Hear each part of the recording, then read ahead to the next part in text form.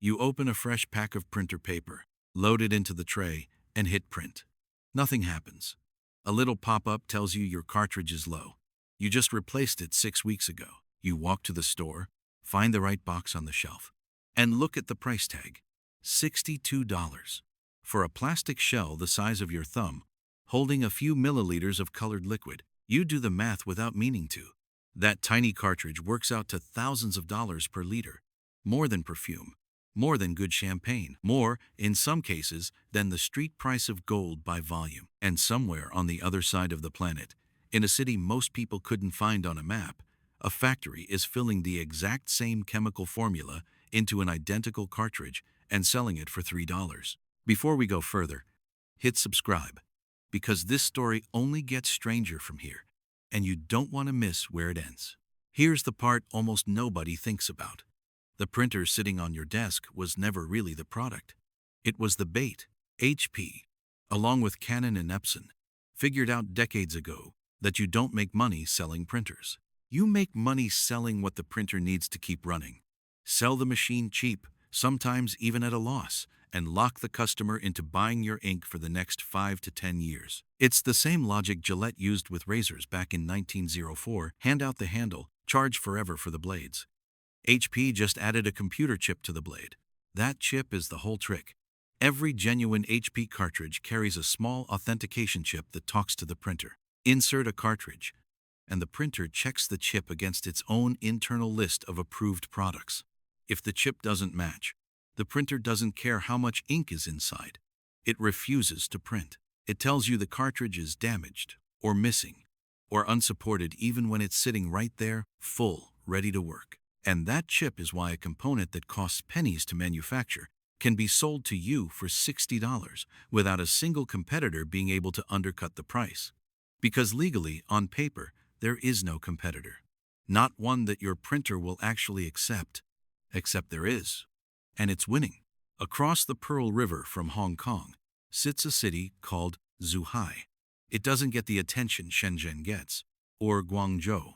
But in one narrow, unglamorous industry, Zhuhai quietly became the most dominant manufacturing hub on the planet. Depending on the estimate, somewhere around 7 out of every 10 compatible ink and toner cartridges sold anywhere in the world trace back to factories in this one city. It didn't start as a challenge to HP. It started as survival. Back in the early 90s, when the first wave of imported printers landed in Chinese offices, a single cartridge could cost close to a month's wages for an ordinary worker. Small workshops began collecting the empty shells people threw away, refilling them by hand with locally mixed ink, and reselling them for a fraction of the import price. The early results were rough. Streaky prints, leaking cartridges, colors that didn't quite match. But they were cheap, and for businesses running on thin margins, cheap was enough to build an industry on. Over the following 2 decades, that scrappy refill trade turned into something else entirely. Chemists refined ink formulas until they matched the originals almost exactly. Mold makers learned to replicate cartridge housings down to the millimeter. And a new generation of engineers took on the hardest problem of all, cracking the authentication chip. Because without solving that, none of the rest mattered. A cartridge with perfect ink and a perfect shell is still worthless if the printer won't turn on with it inside. They solved it. And once they did, Zhuhai stopped being a refill town and became a manufacturing power. If you want to see the subscribe button do something useful, tap it now. This is exactly the kind of story we dig into every week. At the center of all this sits a company most consumers have never heard of, even though it's one of the biggest names in the industry. A firm that runs a global compatible supplies brand, shipping millions of cartridges every single month, backed by tens of thousands of employees and its own in-house chip design division. This isn't a garage operation anymore. It's a vertically integrated machine designing its own semiconductors, mixing its own ink chemistry, molding its own housings, and assembling everything under one roof at industrial scale. Then, in a move that stunned the entire printing industry, this Zhuhai-based company did something no compatible cartridge maker had ever done. It bought an actual American printer manufacturer outright for well over $3 billion. A company built on making cheaper alternatives had just purchased one of the original brands it used to copy. Imagine a generic drug maker buying out a major pharmaceutical company, and you're close to understanding how strange this looked from the outside. HP's answer has been the courtroom. Patent infringement lawsuits have been filed across multiple countries, targeting the very chips that let compatible cartridges pass HP's authentication checks. HP argues the chips copy protected technology.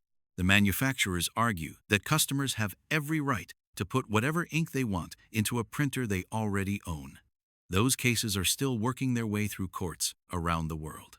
But lawsuits aren't the only weapon HP has used. There's a quieter, more unsettling one: firmware. Every so often, HP pushes a software update to printers connected to the internet. Officially, it's framed as a security patch or a performance fix. Buried inside, though, is new logic that can change which cartridges the printer will accept.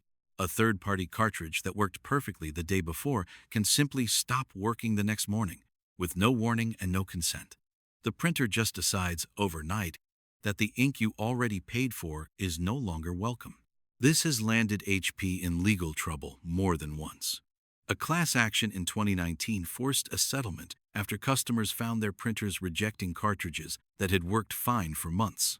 Then, in a later wave of updates, similar blocking behavior reappeared under different branding, triggering fresh lawsuits in the years since. HP has defended the practice publicly, framing the chips as protection against counterfeit products and security risks, though independent investigations have turned up little evidence of the kind of attacks HP has warned about. Every time HP tightens the lock, the response from Zhuhai arrives faster than the last one. Engineers buy the newest cartridges, pull the chips apart, map out the new authentication logic, and design a replacement that passes the check. What used to take months now sometimes takes weeks. It's the same cat-and-mouse pattern seen in the early iPhone jailbreaking scene, except the prize here isn't bragging rights. It's a multi-billion-dollar slice of a global supplies market. And the money at stake is genuinely enormous. Ink and toner sales bring in billions of dollars a year for HP alone, a business built almost entirely on markups that can run into the thousands of %, protected by hardware that most customers never chose and can't opt out of. Every dollar spent tightening that lock doesn't make the printer better, doesn't improve print quality, and doesn't lower your price. It's spent purely to keep you from having a choice. If this is the first time you're hearing how deep this goes, subscribe and turn on notifications. We track stories like this every week, the ones hiding in plain sight on your desk. So picture yourself back in that same aisle, staring at the $62 box behind the locked plastic case. You know now what's actually inside it: pennies of dye and water, a chip worth less than a cup of coffee, and a business strategy built to make sure you never noticed the gap between the two. You also know there's a city on the other side of the world producing the same thing by the millions at a fraction of the price, daily chipping away at a monopoly that assumed it would never be challenged. You can still reach for the $62 box. Or you can start asking why it was ever priced that way in the first place. So tell me, when your printer flashes that cartridge not recognized error, are you buying the official ink anyway? Or have you already switched sides? Drop it in the comments.